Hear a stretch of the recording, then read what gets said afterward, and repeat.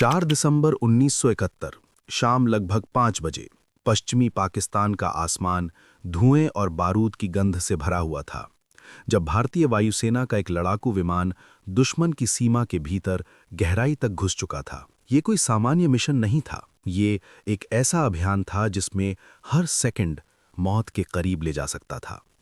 Squadron leader Dilip परुलकर अपने विमान के कॉकपिट में बैठे ठंडे दिमाग से हर हरकत पर नजर रखे हुए थे, लेकिन तभी अचानक आसमान में एक चमकती हुई लकीर उभरी और अगले ही पल एक मिसाइल उनके विमान की ओर तेजी से बढ़ती दिखाई दी। प्रतिक्रिया करने का समय बहुत कम था और फिर एक जोरदार धमाके के साथ विमान आग के गोले में बदल गया। हवा में जलते हुए टुकड़ों के बीच एक पैराशूट खुलता है और धीरे धीरे जमीन की ओर उतरता हुआ एक अकेला इंसान दुश्मन की धरती पर पहुंचता है, जहां हर कदम पर खतरा उसका इंतजार कर रहा होता है। जमीन पर उतरते ही चारों तरफ सन्नाटा था, लेकिन ये सन्नाटा ज्यादा देर टिकने वाला नहीं था।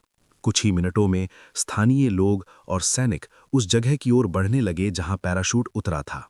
शरीर पर चोटें, कपड़ों पर जलने के निशान और आंखों में थकान लिए दिलीप परुलकर भागने की कोशिश करते हैं, लेकिन चारों ओर से घिर जाने के कारण उन्हें पकड़ लिया जाता है। उनके हाथ बांध दिए जाते हैं और उन्हें एक सैन्य वाहन में डालकर अज्ञात स्थान की ओर ले जाया जाता है।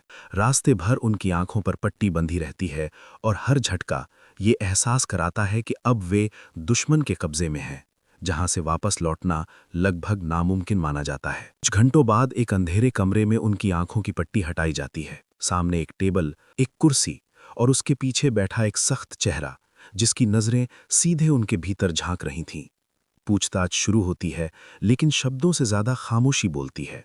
हर सवाल के पीछे एक दबाव छुपा होता है, हर चुप्पी के पीछे एक खतरा। दिन बीतते जाते हैं और उन्हें एक जेल में स्थानांतरित कर दिया जाता है, जहां पहले से ही कई भारतीय सैनिक कैद थे। वहां की दीवारें ऊंची थीं, खिड़कियां छोटी और हर कोना पहरेदारों की निगरानी में था, लेकिन इन सब के बीच भी उम्मीद की एक छोटी सी किरण जिंदा थी। दिन महीनों में बदलने लगे और हर दिन एक जैसा लगता था। सुबह की गिनती, सीमित खाना और लंबी खामोशी, लेकिन इसी खामोशी के बीच कुछ कैदी धीरे धीरे एक दूसरे से जुड़ने लगे। नजरों के इशारों से, छोटे छोटे संकेतों से एक योजना आकार लेने लगी। ये योजना थी असंभव को संभव बनाने की, उस कैद से भाग निकलने की जहां से पहले कभी कोई वापस नहीं लौटा था। दिलीप परुलकर और उनके कुछ साथी कैदियों ने तय किया कि वे इस कैद को अपनी आखिरी मंजिल नहीं बनने देंगे। रात के अंधेरे में जब पहरेदारों की नजरें थोड़ी ढीली पड़ती, तब वे धीरे धीरे जमीन को खुरचना शुरू करते, एक छोटी सी सुरंग जो धीरे धीरे आजादी की राह बन सकती थी। हर दिन, हर रात जोखिम बढ़ता जाता था। अगर पकड़े जाते तो सजा सिर्फ कैद तक सीमित नहीं रहती, लेकिन फिर भी वे रुकते नहीं थे। उनके हाथ जख्मी हो जाते, नाखून टूट जाते, लेकिन उनके इरादे और मजबूत होते जाते थे। ये सिर्फ भागने की कोशिश नहीं थी, ये अपने वतन लौटने की जिद थी। आखिरकार एक रात वो मौका आता है जब सब कुछ दांव पर लगाने का समय होता है।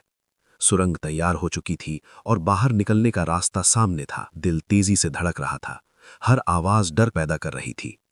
एक एक करके वे उस संकरी सुरंग में घुसते हैं जहां सांस लेना भी मुश्किल हो जाता है। मिट्टी की गंध, अंधेरा और हर पल टूटने का डर, लेकिन फिर भी वे आगे बढ़ते हैं। कुछ मिनटों बाद वे जेल की दीवार के बाहर होते हैं, पहली बार खुली हवा में सांस लेते हुए। लेकिन असली चुनौती अब शुरू होती है। वे दुश्मन के देश में हैं, बिना किसी पहचान के, बिना किसी मदद के। हर रास्ता अनजान, हर चेहरा शक के घेरे में। वे रात के अंधेरे में चलते हैं। कुछ ही दिनों बाद उनकी हरकतों पर शक हो जाता है और उन्हें फिर से पकड़ लिया जाता है। दोबारा कैद में लौटने के बाद हालात पहले से भी ज्यादा सख्त हो जाते हैं। निगरानी बढ़ा दी जाती है, हर हरकत पर नजर रखी जाती है, लेकिन इस बार भी उनके अंदर की आग बुझती नहीं है। आखिरकार युद्ध समाप्त होता है और कैदियों की अदला बदली का समय आता है। लंबे समय की कैद, अनगिनत मुश्किलों और असफल कोशिशों के बाद दिलीप परुलकर अपने देश लौटते हैं। लेकिन ये वापसी सिर्फ शरीर की नहीं होती, ये एक ऐसी कहानी लेकर आती है जो हमेशा के लिए इतिहास में दर्ज हो जाती है। ये कहानी बताती है कि असली ताकत हथियारों में नहीं, बल्कि इंसान के इरादों में होती है।